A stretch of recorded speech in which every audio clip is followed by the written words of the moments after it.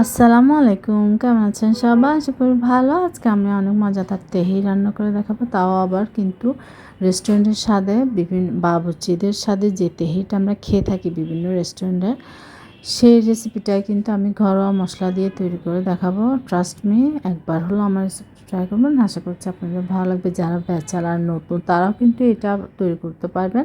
এখানে আমি কোনো এক্সট্রা তেহারির মশলা ইউজ করিনি, আমি জাস্ট বাসায় থাকা মশলা দিয়ে কিন্তু এই মজাদার তেহারিটা ট্রাই করেছি। দেখতে পাচ্ছেন কালারটা কতটা সুন্দর হয়েছে, একদম জর্জর হয়েছে। মাশাআল্লাহ, খেতেও কিন্তু বেশ মজা হয়েছে। তাই একবার হলেও কিন্তু ট্রাই করবেন, আর আপনারা অবশ্যই আমাকে কমেন্ট করে জানাবেন কেমন হয়েছে।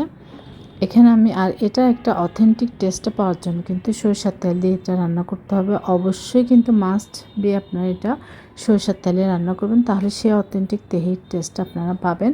এখানে আমি তেজপাতা, দারচিনি, কালো এলাচ, সাদা ছোটো এলাচ, কাবাব চিনি, গোলমরিচ সব কিছু দিয়ে দিয়েছি, গোটা মশলাগুলো। তারপর পেঁয়াজ কুচি দিয়েছি। এখানে আমি আধা কাপ, পৌনে 1 কাপ পরিমাণ, সেটা আমি হালকা ভেজে নেব।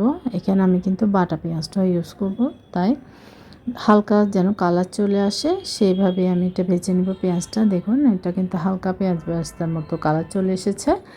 এবার আমি বাটা মশলাগুলো ইউজ করব। এখানে আমি আদা বাটা দিয়েছি 1.5 চা চামচ, রসুন বাটা দিয়েছি 1.5 চা চামচ, পেঁয়াজ বাটা দিয়েছি 1 কাপ।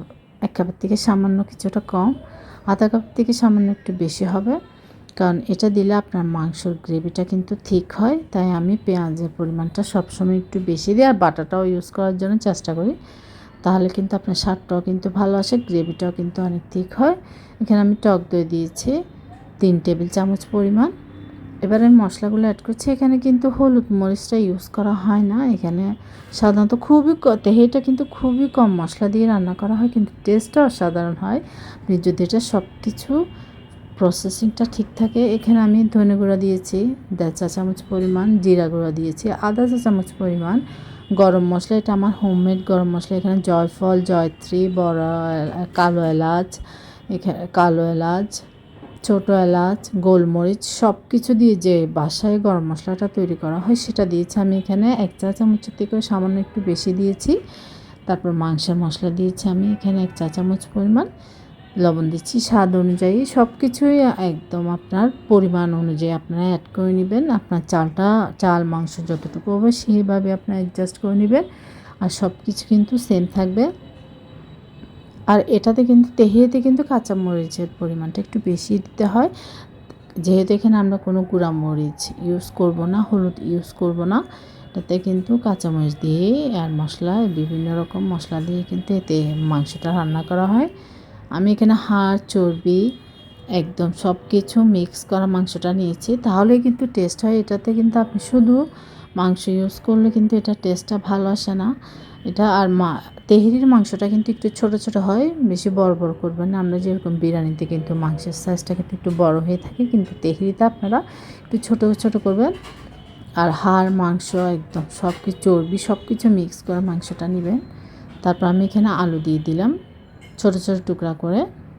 এটা আপনার চাইলে দিতে পারেন, নাও দিতে পারেন, স্কিপ করতে পারেন, যার যেমন ভালো লাগে। আমার কাছে মনে হয় তেহারিতে আলুটা দিলে ভালো লাগে, সবাই কিন্তু পছন্দ করে।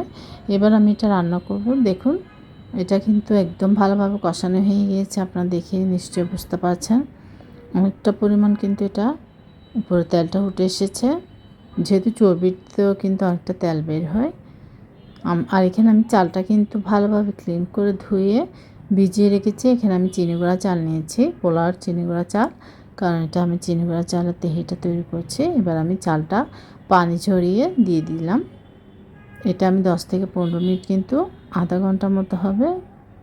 আপনাদের হাতে সময় কম থাকলে 15-20 মিনিট হলো ভিজিয়ে রাখবেন, তারপর ভালোভাবে পানি ঝরিয়ে দিয়ে দিবেন চালটা। আমি কিন্তু মাংসটা উঠিয়ে নিয়েছি, আমার মাংসটা কিন্তু খুব সুন্দরভাবে সিদ্ধ হয়ে গিয়েছে, একদম পারফেক্টভাবে।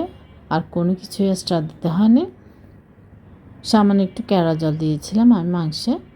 ব্যাস, এবার মাংসটা উঠিয়ে আমি এবার মশলা গ্রেভির মধ্যে কিন্তু চালটা আমি ভেজে নিচ্ছি। গ্রেভিতে খুব সুন্দরভাবে যখন ফুটফুট করে আওয়াজ হবে তখন বুঝে নেবেন আপনার চাল ভাজাটা হয়ে গিয়েছে। এরপরে কিন্তু আমি পানিটা অ্যাড করব। আর এখানে আমি আজকে 2 কাপ চাল নিয়েছি। আপনারা যদি চাল 2 কাপ হয় তাহলে পানি দিবেন তার দ্বিগুণ, 4 কাপ। আর যদি 4 কাপ চাল হয় তাহলে পানি দিবেন 8 কাপ। সবসময় চালের দ্বিগুণ পানি দিবেন। আর যে কাপ দিয়ে আপনারা এটা চালটা মেপে নেবেন সেই কাপে আপনারা চেষ্টা করবেন পানিটা দেওয়ার জন্য, তাহলেই কিন্তু আপনার ব্যালেন্সটা ঠিক থাকে। আর যারা নতুন পানির আন্দাজটা বুঝেন না তারা একটু সামান্য আধা কাপ পরিমাণ পানি কম দেওয়ার চেষ্টা করবেন। অনেক সময় চাল নতুন হলে কিন্তু পানিটা কম লাগে, আর পুরানো হলে একটু বেশি লাগে, সমস্যা নেই, আপনারা পরে সেটা বুঝে শুনে অ্যাড করতে পারেন। কিন্তু কখনো একসাথে বেশি পানি দিবেন না, আধা কাপ পরিমাণ পানি হলেও কিন্তু আপনারা অবশ্যই কম অ্যাড করবেন। অনেকেই কিন্তু চালের পানির পরিমাণটা বুঝে না, যার কারণে ভাত অনেক সময় নরম হয়ে যায়। বিরিয়ানি তেহরি এটা কিন্তু অনেকেই বলে, তাই আপনারা চেষ্টা করবেন এটা পানির পরিমাপটা বুঝে শুনে দেওয়ার জন্য। কেওড়া জল দিয়েছি আমি এখানে 1 চা চামচ পরিমাণ। দেখুন পানিটা কিন্তু অনেকটা পরিমাণ টেনে এসেছে, অল্প অল্প পরিমাণ পানি আছে। আমি এই অবস্থায় মাংস এবং আলুটা দিয়ে দিলাম। দেখুন আমার মাংসটা কতটা সুন্দর কালার এসেছে এবং কতটা ক্রিমি হয়েছে, একদম গ্রেভি হয়েছে। আপনারা তেহেরি কিন্তু খুব কম মশলা দিয়ে রান্না করলে কিন্তু অথেন্টিক স্বাদটা পাওয়া যায়। অতিরিক্ত মশলা ইউজ করবেন না, তাহলে কিন্তু তেহেরির স্বাদটাই নষ্ট হয়ে যায়। তাই অল্প মশলায় কিন্তু এই মজাদার তেহেরিটা একবার হলেও ট্রাই করবেন। এবার আমি মাংসের সাথে হালকা করে নাড়াচাড়া করে দিচ্ছি, আমি অতিরিক্ত নাড়াচাড়া করব না, তাহলে কিন্তু চালটা ভেঙে গেলে কিন্তু আপনার এটা কিন্তু ভালো লাগে না, টেস্টটা কিন্তু আপনার একদম নষ্ট হয়ে যায়, নরম হয়ে যায়। তাই আপনারা চালটা যখন হাফ সিদ্ধ হয়ে আসবে তখন নাড়াচাড়াটা কম করার চেষ্টা করবেন, তাহলে একদম ঝরঝরা হয়ে থাকবে। আপনার তেহেরি বলেন, পোলাও বলেন, বিরিয়ানি বলেন, যে কোনো কিছুতে অতিরিক্ত নাড়াচাড়া করবেন না, তাহলে কিন্তু চাল যখন ভেঙে যাবে, ফেটে যাবে, তখন কিন্তু এটা খেতে ভালো লাগে না। দেখুন মাশাআল্লাহ করে কতটা সুন্দর হয়েছে, কালারটাও কিন্তু খুব সুন্দর এসেছে। এবার আমি এখানে কিশমিশ দিয়ে দিচ্ছি, আপনারা চাইলে এটা দিতেও পারেন, নাও দিতে পারেন। আমি এখানে কিন্তু যখন তেহেরি রান্না করেছিলাম তখন কিন্তু আমি গুঁড়া দুধটা অ্যাড করেছিলাম। আপনারা চাইলে তরল দুধও দিতে পারেন, তাহলে পানির পরিমাণটা কিন্তু কম দিবেন, লাগলে আপনি পরে সামান্য অ্যাড করতে পারেন। তাই বলছি, তাহলে আপনার তেহেরি বলেন, বিরিয়ানি বলেন খুব ঝরঝরা হবে।